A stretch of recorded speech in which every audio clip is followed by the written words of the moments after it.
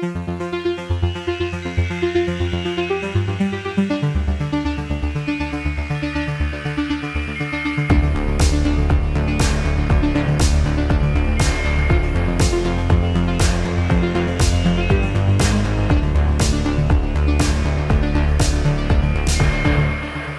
everybody, and welcome to another episode of Every Horror Movie on Netflix, the podcast where we watch, review, and discuss every horror movie on Netflix. I'm Patrick, and I'm back, as always, with Allison with an I. Hey. And Allison with a Y. Hello. And we are here today to discuss a random Netflix movie that our diabolical cyber wheel of death chose for us. It's Nobody Sleeps in the Woods Tonight 2. And Allison with a Y is going to get us started with a little synopsis of the movie. Nobody Sleeps in the Woods Tonight 2 is a 2021 Polish Netflix film that follows two police officers as they investigate a murder spree committed by a couple of horribly mutated people at a local campground. The officers are Adam, a lonely, awkward man-boy, and his dismissive partner, Vanessa. Polish names are interesting, who he has a very uncomfortable crush on. Their police chief disappears while taking a young woman named Zosha, the sole survivor of the murder spree, back to the scene of the crime. At the campground, a meteorite deforms Zosha in the same way as the murderers, also giving her great strength and speed. She kills the chief. Adam and Vanessa investigate, calling upon the assistance of a couple of Nazis to help them hunt down the mutated Zosha and encountering survivors of the original attack along the way. Yeah. A Polish horror film. This is a first for me. Same. Interesting. I can't think of any Polish horror films I've seen, which is not to say that I haven't, but I can't think of any off the top of my head. Not sure I've seen a ton of Polish film in general. Yeah. I will say, I think the Polish make a good horror film, like visually, production quality wise. I was really surprised. Yeah. Yeah. I don't know why. Production was good. It looked Production was decent. good. It felt filthy and disgusting and desolate throughout. This is a shitty little small town. The police station is falling the fuck apart.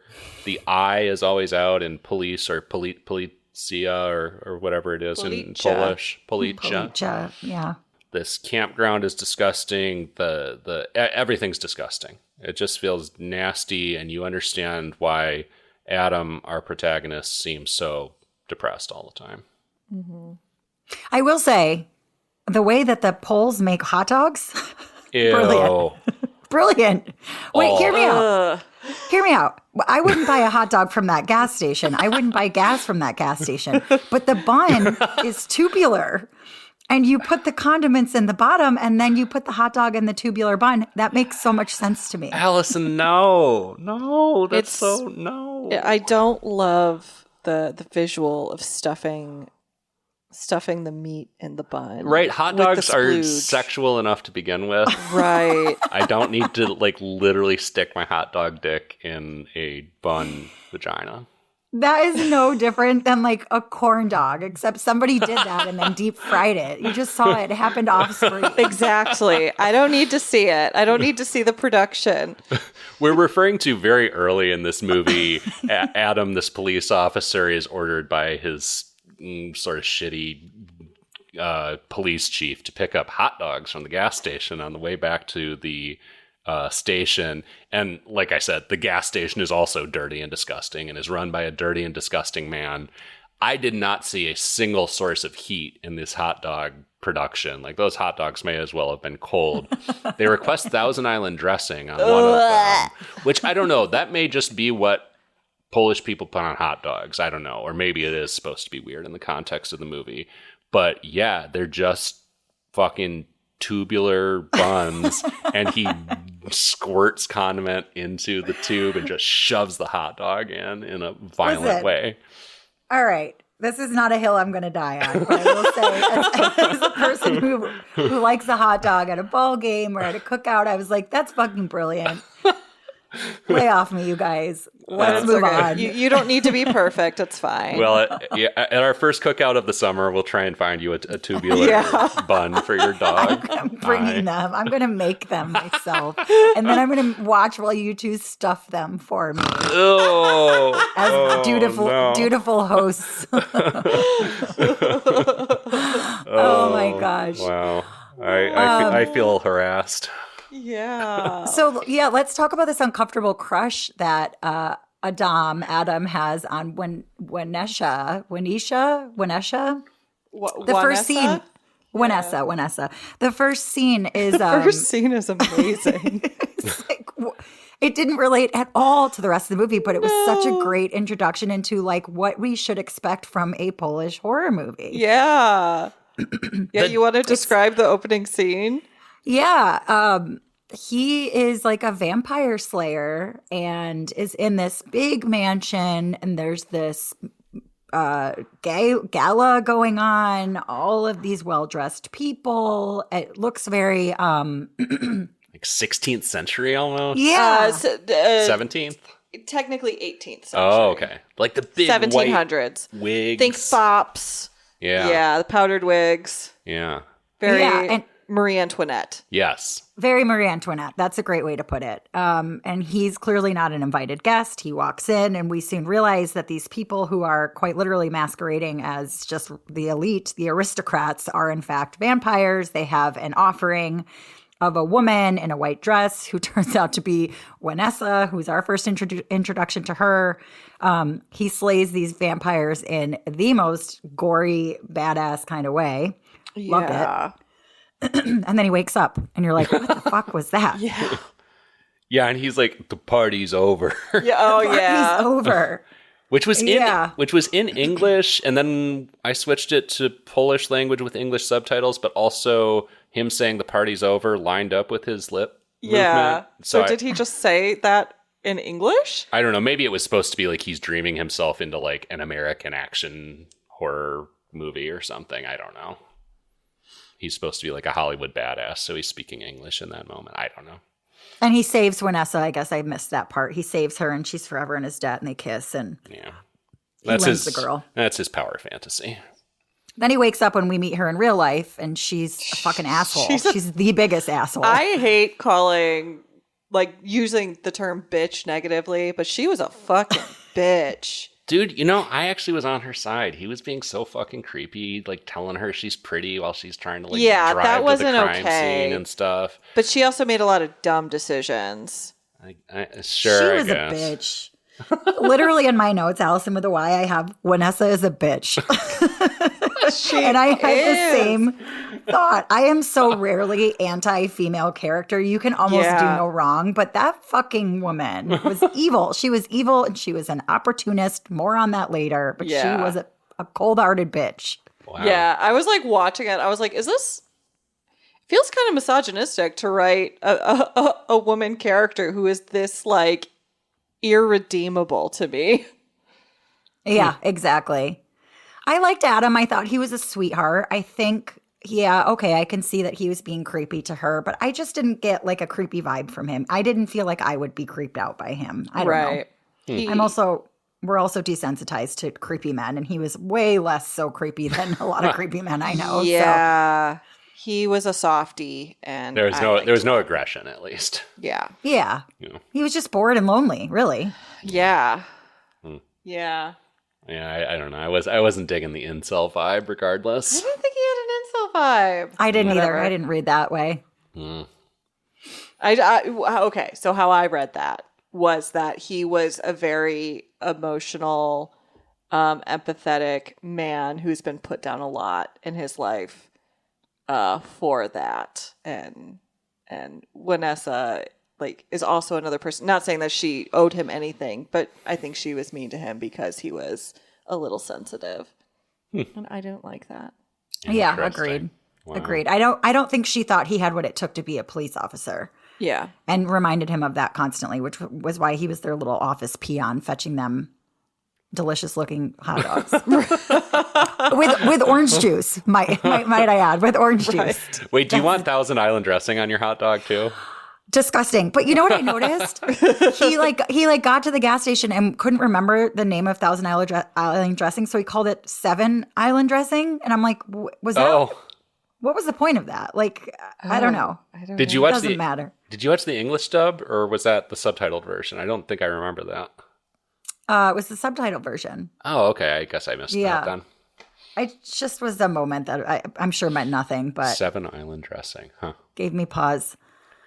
How did you all feel about dropping into this mid-franchise? You know, like we said last episode, the EHMON kind of rule has always been, if a sequel comes up, we just watch the sequel. Yeah, it worked for me. It was like one of those sequels that I don't think you needed to watch the first one. Yeah. I felt like it dropped you in and set everything up well where you didn't need previous context. Yeah, I didn't feel at a loss for really understanding anything that was going on. What about you, Yeah. So I felt the same. I at first was a little bit nervous that I was going to miss a ton of context and therefore like not be able to have a, coherent discussion about the movie. Absolutely not the case at all.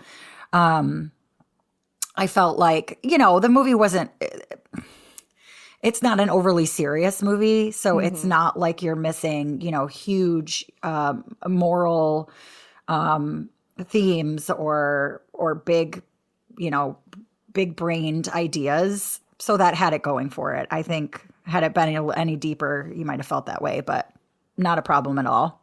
Yeah.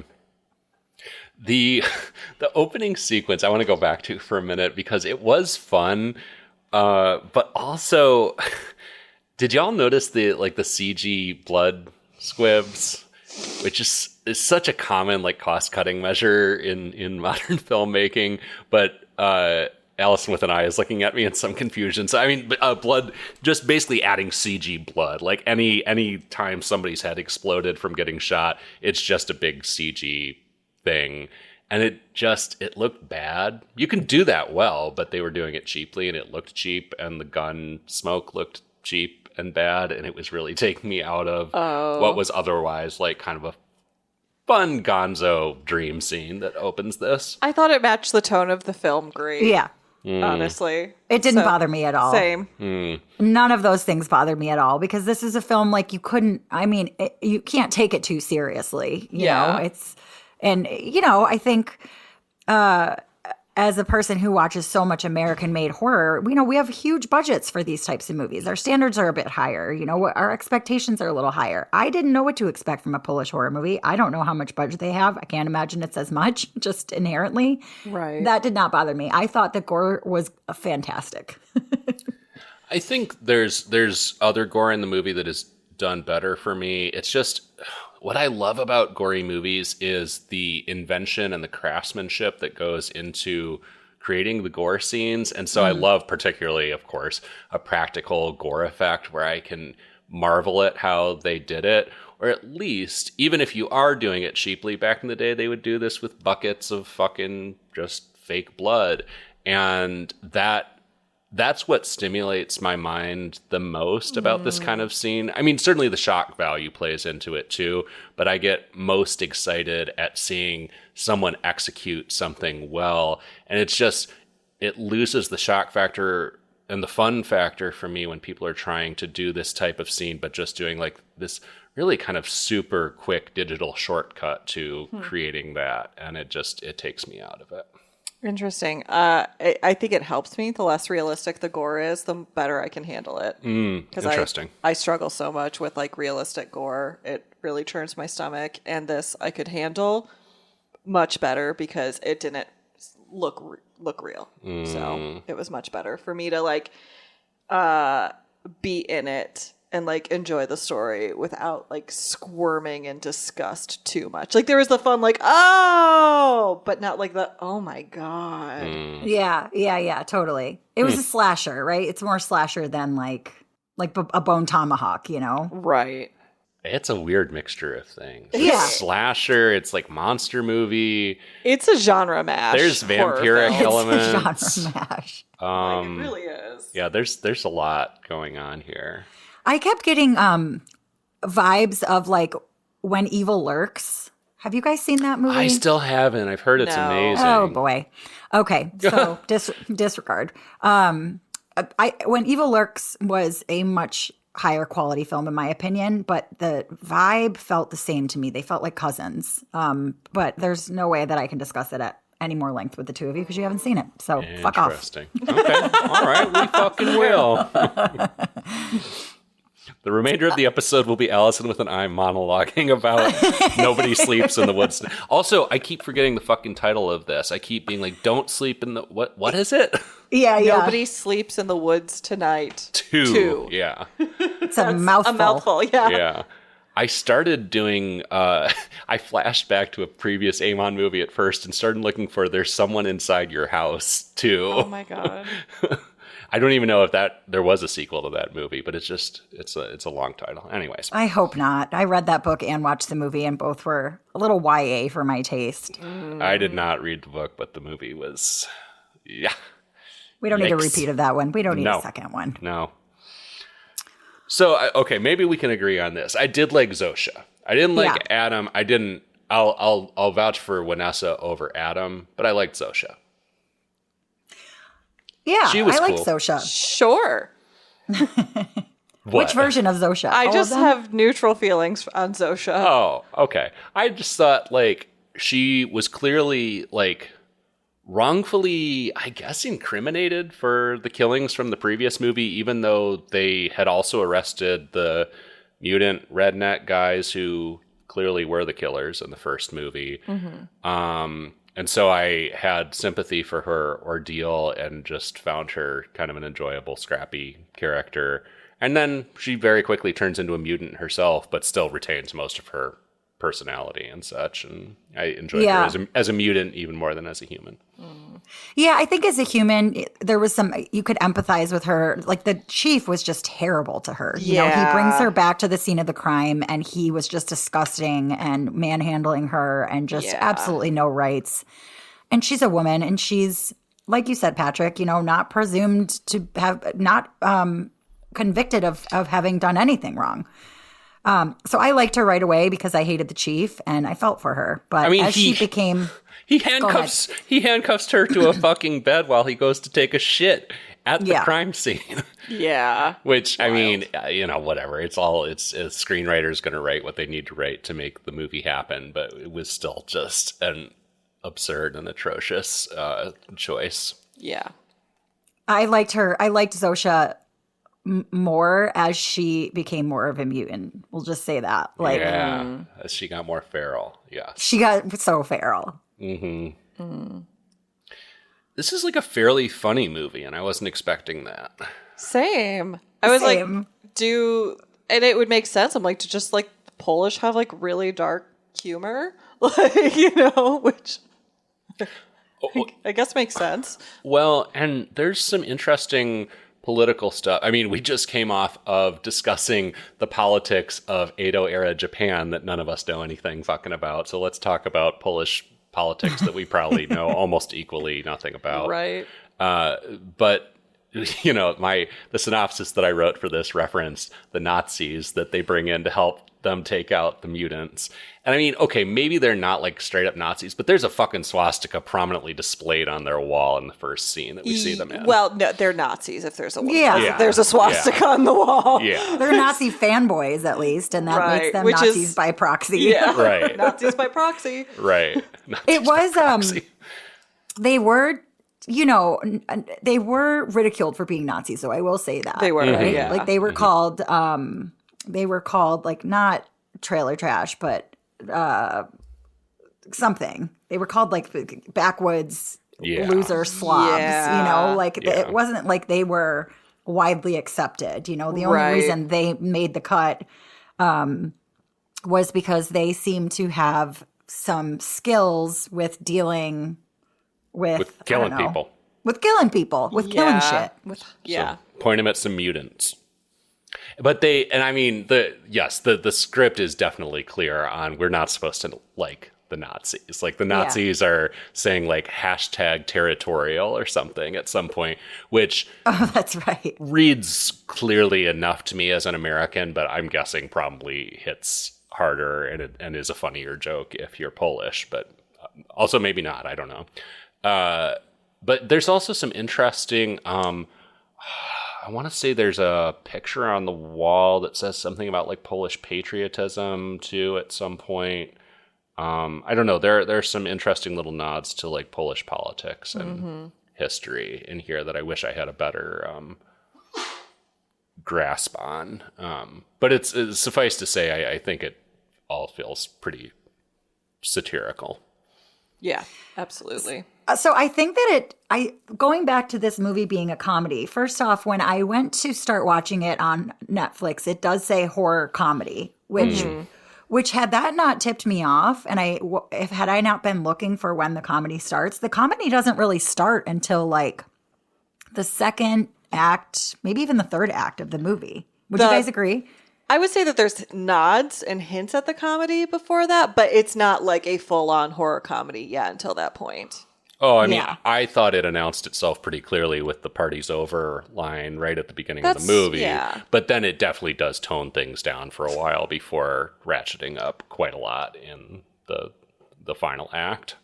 Yeah. I did find myself truly laughing out loud unexpectedly at like 5 or 6 lines of this movie. Like what? Well, I think they're probably spoiler room material. Okay. Yeah, so we can get to that. Again, because I don't think I started laughing until things happen that we shan't talk about yet. Yeah, that tracks. I mean, I don't know. Just even the way some of the characters are presented is pretty broad. Like the campground kind of park ranger type guy who shows up, who's clearly a character from the previous movie and doesn't last long in this one, is just, first appears just bug-eyed, like ranting on a couch as a camera like slowly descends towards him. It's over the top for sure. Yeah, it definitely has camp qualities, like campy qualities to it. Yeah. But like better produced than a lot of, I think, American horror films that are supposed to be horror comedies. I agree. Yeah, I agree. I thought, again, I walked away from this movie being like, the production value was totally there, and I was not expecting it to be. And it was better than a lot of American horror movies I've seen. Yeah, it just felt messy to me. It felt like a lot of things kind of Frankenstein into a shambling kind of mess of a movie to me. Interesting. Why?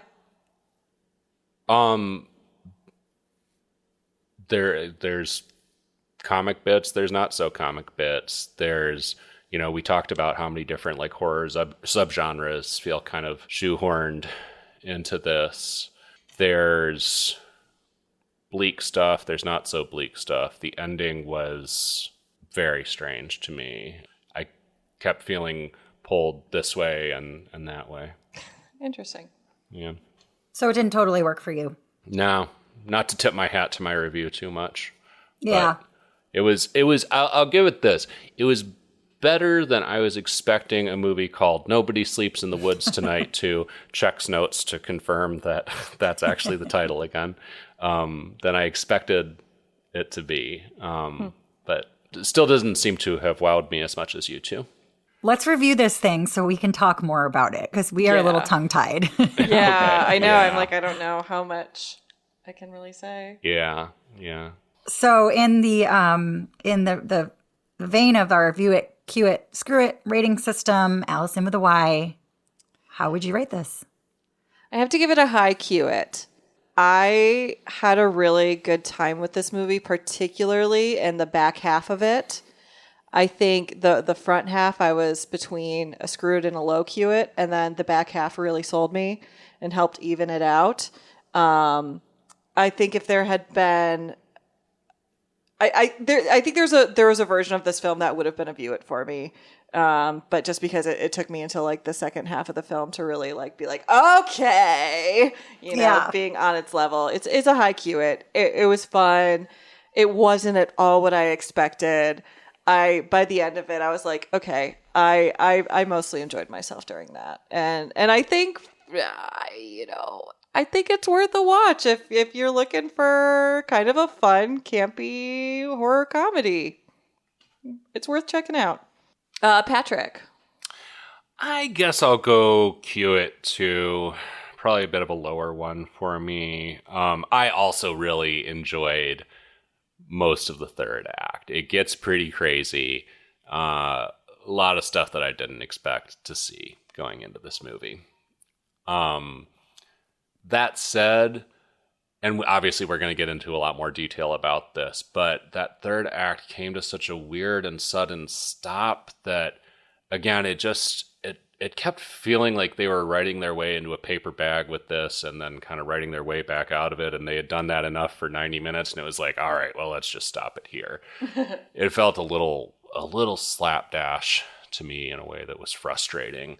But there is enough weird, audacious, funny, mostly successful stuff in this that I can give it a cue it. How about you, Allison, with an I? I have to give this a view it. Wow. Yeah, nice. I don't know what it was about this movie, but I really, really enjoyed it. I think,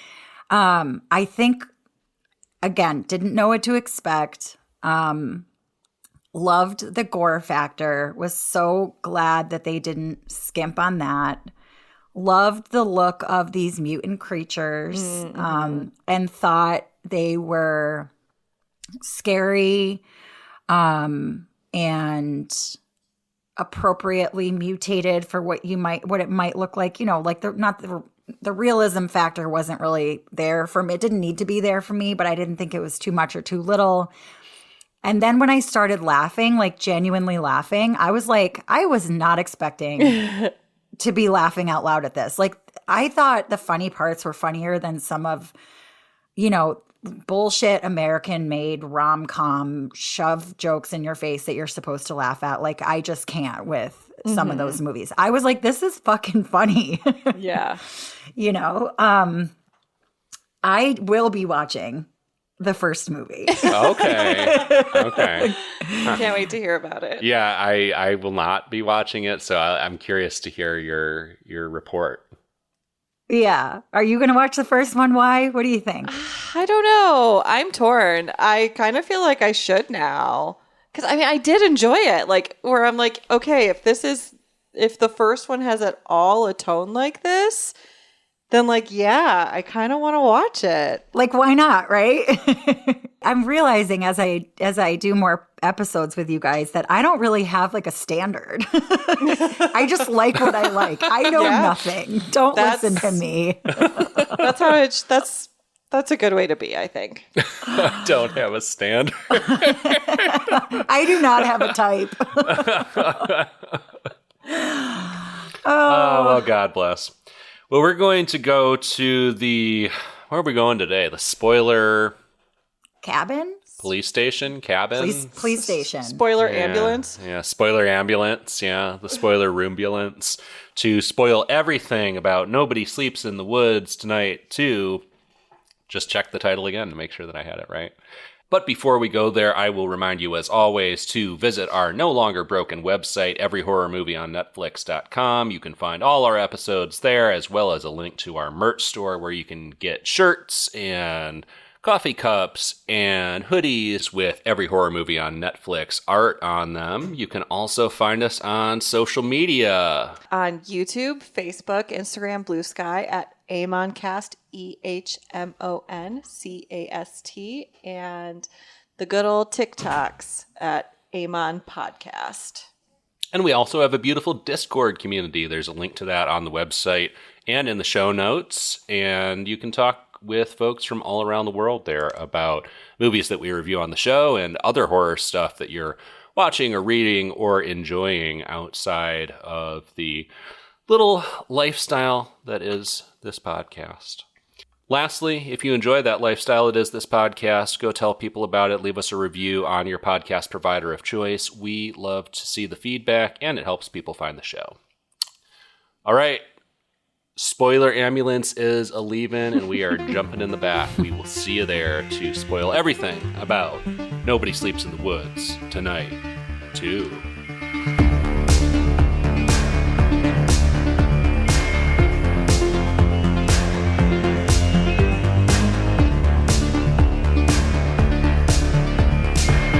All right, we have jumped into the spoiler ambulance, and we are ready to spoil everything about Nobody Sleeps in the Woods Tonight, too. I did it without even looking at the title that time. Good job. We're so proud of you. Thank you. So what happens? I mean, like, honestly, this is sort of early, but we haven't talked about it yet, and it is one of the most shocking moments of the movie. One of the Nazis cuts his own hands off in his own bear trap. Which, man, as soon as I saw them dragging out the bear traps, it was like a limb's about to get chopped off from that. Of course, but I just didn't expect it to be that soon.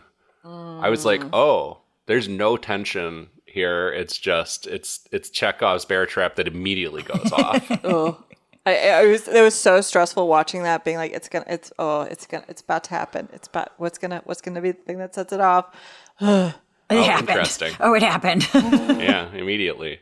This actually was one of the funnier things in the movie to me. I think I actually did laugh out loud because when you see it snap on his hands, and I don't think you see him again until he like wanders back to the rest of the group just with nothing left, just his bloody stumps. Wrists, just like staring at his stumps. I don't know. That just made me cackle. That was my first laugh of the movie too. Yeah. And you love that for them. I love that for them. You know, like that's what you get for being a Nazi by proxy. All Nazis deserve to have their hands chopped off in a bear trap. By their own bear trap. Yeah. So that's how we feel here. Yeah. And Zosha kills the other one. Yeah. A little bit later, but yeah. Yeah. Nazis don't last long. Let's put it that way. Thank goodness. Yeah. So I'm down with the Polacks. Yeah, exactly. So they go into this campsite, and there's an ambulance we see that has tried to come to the aid of, I guess they call the ambulance, right? They call the ambulance for the Nazi brother. Yeah, and the ambulance is like, we'll meet you at the campground. That's right. And they get there, and the ambulance has just been completely decimated. There's just blood, body parts everywhere. Ooh. They realize that no help is coming. They are the help. They are the help. And they're stuck in this cabin. And then we meet that other woman who, she had some funny one-liners. So she had been hanging out with the guy who lived in the cabin. And they were canoodling or whatever. Apparently she's a sex worker. And she was a sex worker, but was she literally a sex worker? That's what I read online. I think you were supposed to understand that from the first movie. Okay. I don't think it's stated in this movie, but I think that's context from the first one. I liked her too, but remember she and one of the Nazi brother were throwing insults at each other, and he was like, at least I'm not a hooker. And she's like, you have a tiny dick. Yeah. And then they a few minutes later apologize to each other, and she's like, it's not that small. And he's like, it's honest work what you do or something, and you're not that ugly. It was just so ridiculous. But she doesn't last long. She doesn't last long, dude. Nobody lasts long in that cabin. No. Yeah, Nazi 2 gets taken out. She gets taken out both by Zosha. The park ranger guy gets taken out. Yeah. I think that was what I read. I think that's what he is. And then comes the moment that made me go from being like, Vanessa's a bitch to fuck her. Dude, fucking same. Because they have this moment between, so it's just Vanessa and Adam, and it's just the two of them, and she's been screaming at him. She's been calling the shots, and she's been like, we have to do it this way. And he's like, no, we need to hunker down and wait for the feds to come, or whoever, the hierarchical, police squad are coming. And frankly, her choices have gotten people killed. Right. So she's been reckless. Where he's yelling at her, she's yelling back at him, and then she eventually apologizes, and you have this tender moment with her where you're like, okay, she's admitting that she was wrong, she's done her best, and then take it away, Allison with a Y. Okay, so Zosha shows up, throws the lady's head at Adam and Vanessa, and there's this oh fuck moment. Zosha's here, and Vanessa fucking pushes Adam right at Zosha and then makes a beeline out, takes the ambulance, and leaves. And you're like, fuck, Adam is a goner. And I was so mad because I'm like, this guy, he's so sweet. He a little dumb, sure, but he's doing his best. Like, he's got a tender heart. I cannot he believe doesn't deserve this. I cannot believe this Adam apologism. You know what? I think you need to get to the bottom of what really bothers you about Adam, Patrick, because I think it's a you problem. I just feel like it's reading too much into Adam to say he's so sweet and whatever. But he talks about empathy and how, like, and he gave her water. Remember, he gave her a glass of water when she was locked up? Yeah, when, like, the police chief was treating Zosha. That's and fine. Jill. That's fine. I don't know. I just the weird crush stuff just creeped me out. That's whatever. Everybody has a weird crush on somebody now and then. I've had a weird crush on people. But he's clearly been kind to Zosha, and in that moment, we don't know what she's going to do to him. Mm-hmm. And she ends up converting him to whatever she is, sparing his life, I guess, in a way. It's like much like a vampire would make you one of their own instead of sucking your blood, which she does do. She kind of sucks some weird phallic protrusion comes out of her mouth, goes into his mouth. It was phallic as fuck. It was very phallic. It was phallic as fuck. Yeah, it was a big, long, curvy penis. Big, long, curvy penis that went right into his mouth and then did something. It put its venom in there. Oh, yeah. It was like veiny. Remember, it was veiny. And it had like a little pincher or like a little little stinger on the end. It is fleshy. It was a dick. It's a dick. Veiny. Yeah. It was veiny as hell. Ain't no scales on this motherfucker. But she converts him to what she is and starts kind of educating him on the cause, right? Yeah, because like they still have like you find out here that as these monsters, they still have like human qualities. They haven't lost themselves completely to the monster. It's not like a zombie where like you're just a walking corpse looking to survive. They retain part of themselves, but then have these other motivations and these other desires to like hurt people, and start an apocalypse. Because there's so much pain and they've individually experienced pain. So now that they're this like kind of like super sort of creatures, they have the power to make others hurt like they did. Yeah, and I think that's actually something that I really liked about this movie is they didn't lose all of their humanity. Like they lost all of their empathy, but they still had like a working brain. And I will say that Zosha kept implying that Adam would get more feral as the curse took over, as the poison took over, whatever it was. He still maintained some empathy. He did. But she maintained a sense of justice and a sense of what was right and wrong. And I think that's what I liked about this movie that felt different than a zombie movie, like you said, why, was they had a mission and it wasn't totally misguided. Mm-hmm. One of my favorite lines that made me laugh out loud is when they're sitting down having a conversation and she's kind of educating him on what they do, why they're doing it, what their mission is. And she's much more feral. She's lost all empathy, really. She said, "We kill people because we are monsters." And he says, "That's not really a complex motivation." I loved that line too. There's a few very winking, self-aware, meta kind of moments in this. I think there's what is it at the end where he says something to her about like chase him, like they always go. It's almost like a Scream thing or something where it's very winking, like, yeah, of course they're going to go into the building that they shouldn't go into, sort of thing. Oh my gosh. I laughed so hard at him learning how to be a monster. Like she's teaching him how to scare people and he doesn't have even a bone in his human body that is like malicious, right? But then he becomes this monster and he's trying to learn how to be scary and intimidating and he's like, ooh, I'm gonna he's like, we should hide in the closet because that's what people would do. And then we jump out because that's what people would do. And he's like using every single horror movie trope, but he's like acknowledging that it's a trope. Yeah. Like everything a ghost would do, everything a zombie would do. Yeah. Mm-hmm.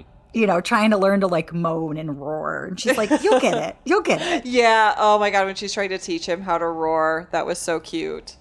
I did like the twist of, you know, my expectation was just that these mutants would be running around chasing down our protagonists for the whole movie, but I did like the twist that we wind up, you know, being expected to sympathize with the mutants, basically, and they become the protagonists, or the protagonists take on the form of what were the antagonists. That was fun. Yeah. Even if fuck Adam. Hashtag team fuck Adam. Whatever. Hater. You're alone on that team, buddy. Speaking of which, Zosha does fuck Adam after they both become mutants. There is an extensive mutant sex scene of their nasty ass fucking mutated bodies grinding against each other. All I could think about was like, how long were they in makeup? Like, how many hours were they in makeup to get that full body, nasty makeup job done? It was impressive. Her I mean, boobs. The boobs those were horrifying. They were so weird. They were pointy little bullets. And like saggy, pointy. I So can't. saggy, pointy, but like bullet really boobs. stiff. Yes. It was Yeah. giving Nosferatu sex scene. Yeah. It was Yeah. giving, I have in my notes in all caps, sex scene. Because I was like, oh, they're going there. And it wasn't a Yeah. quick sex scene. It was No. long. It was quite a while. There's a point where she's on top, and I don't know if this was necessarily part of the design of the makeup, but there was like very much some kind of orifice, like kind of just above her ass crack, basically, and it looked like another hole almost, and I like wanted to call it like the coccyx or something because it was right around the coccyx. And that's a thought that entered my head, and now it has to be in everyone else's now. I didn't recognize. I didn't see didn't that. either. I really think the suit just kind of like puckered up in a weird way right around there. It may have been part of the intentional design. I don't know, but there was something going on there. Cocksissy. But they were falling in love, you know? Like They were. She was very lonely. She hasn't been a mutant for long. You know, we saw her change. She was lonely. There was as far as we knew, the only two other mutants are still locked up in jail. So she's part of a very small group of, you know, aliens, basically. And Adam was kind to her. She spared him his life in return for living forever is whatever the fuck they are. But they were falling in love. Yeah. I loved that. It was cute. I found it very endearing. Have y'all seen Warm Bodies? I was just going to bring that up. I have not. I prefer Warm Bodies when it comes to like falling in love with a monster kind of movie. Although Yeah, but Warm that's a Bodies human is a human and a zombie falling in love. human woman and a zombie man. Nicholas Hoult plays a zombie who like slowly gains empathy. Yeah. Because he's just like a brain dead, like brain zombie, and then love turns He him. evolves. Yeah. Rarely do And the zombies evolve. And it's a comedy, very much. Yeah, Oh, okay. I love it. It was cute. I haven't seen it since it came out, but it was cute. Yeah. Well, Would so recommend. they have a plan, right? Like they're going to go wreak havoc, and they're kind of doing vigilante justice. Yeah. Vigilante shit. Yeah, because she's just like, all right, you got to kill somebody. And he's like, well, can I like kill somebody who I think deserves it? And she's like, yeah. So he goes and kills the guy for putting hot dogs in a tubular bomb. No, he didn't. No, the guy who happened to give him the hot dogs also was like abusing his dog. And so Adam didn't like that because Adam's a softie and a good guy inherently. Yep, and an animal activist. And an animal activist. You can be an animal activist and an incel. They're not mutually exclusive. Oh my God. But that's the guy he chooses. And that was fun to watch. That was the kill that he does that he's like learning how to be scary. Yeah. Yeah. It's cute because, like, before he even, like, goes into the house to kill the guy, he stands outside of the window just to scare him. And then he goes to Zosha, and he's just like, he's never going to know if he actually saw something. So he's going to think about it, and it's going to haunt him whether I was real or not. And it was so cute. I loved all of it. It was like the most wholesome monster moment. Oh. Wait, one more hilarious thing. When they leave this guy's house after Adam has made his first kill, there's the dog on the lead. Yes. And the dog starts barking, and Adam and Zosha run over and they go, "Oh my God, hi. And Zosha goes, "Kill him." About the dog. And he looks at her and he goes, "Come on." And she's like, "Fine, whatever." And so he just lets the dog off the lead. But it's like hilarious moment. Right? Yeah. Oh, yeah. That was really charming. That was like, funny. what a great couple they're going to make, assuming he doesn't get any worse. I mean, he's going to get worse and become more feral, but they were just like this great yin and yang for the time they had together. Yes. Which didn't last long enough, in my opinion. No. Yeah, because they go back to the police station because they're like, okay, we should join up with others of our kind. So they want to reunite with the two mutants who were imprisoned earlier, who, as far as we know, were the antagonists of the first movie. And from what we can tell, don't seem to be as, like, endearing or have as much personality. They don't have any personality. Yeah. They so go they to try back. To wake him up, and they couldn't wake them up. Yeah. Yeah. And then Vanessa comes back to fuck shit up. And boy, does she. Does she? Well, I mean, she sets off a chain of events that is fairly catastrophic, at least for our protagonists. Yeah, so, Vanessa comes in. She tries to shoot him up. She throws a grenade down the corridor of the jail, which fails to go off. Yeah. And becomes important in, like, something we'll discuss in, like, 60 seconds from now. Zosha flees the police station and gets immediately pasted by a fucking ambulance. Oh, but before then, Vanessa gets hers. Oh, her yeah, that's right. Yeah. So Zosha wants Adam to kill Vanessa, but he can't. He can't do it. And so Zosha interprets that as Adam has like romantic feelings for her still, and Zosha gets really jealous, and she ends up literally ripping Vanessa's face off, which was horrifying. Yeah. That was so like good. I was so glad she I did hated that. it. I hated it so much. That bitch had it coming, though. You know it. But then, like, that Zosha and Adam get into this fight where Zosha's like, "You don't really love me." Like, she's fully so jealous monster girlfriend. If you really loved me, you would have killed her. Yeah, I think her lack of empathy, she just wasn't able to see that, like, Adam isn't there yet. Give him a little while. But he loves you. He loves you so much more than he ever loved Vanessa. This isn't about that. But, there's no time to even reason with her because she runs outside. She's upset. She's crying. And gets flattened. Yeah. I'm glad you brought up the face ripping scene because I had briefly forgotten about it. And see that, I don't know, it's weird. The gore in this movie is all over the place because that works really well. Seems at least partially accomplished by practical effects. Like the penis tentacle thing we were talking about before looks awesome. However they did that, whether practical or digital effects, and it just stands in weird contrast to some of this CGI blood squib stuff that just didn't land for me at all. But there are also, the bad stuff is also matched by some very good gore stuff. I don't know. Yeah. It's a little all over the place for me. But the face ripper scene went hard. Yeah, it did. Well, so Adam sees Zosha get just decimated by the ambulance, and he's outside when... I don't think it was ambulance. I think it was SWAT. It was the SWAT team that they kept alluding to was coming. Right. It was like the higher police. And the last scene is Adam sitting on the steps while the police station behind him finally erupts with the grenade that went off. And because the stupid mutants in the cell set it off. Yeah. They're like fucking with it, and they finally managed to detonate it, presumably killing themselves and others. Yeah. And then Adam was taken into custody.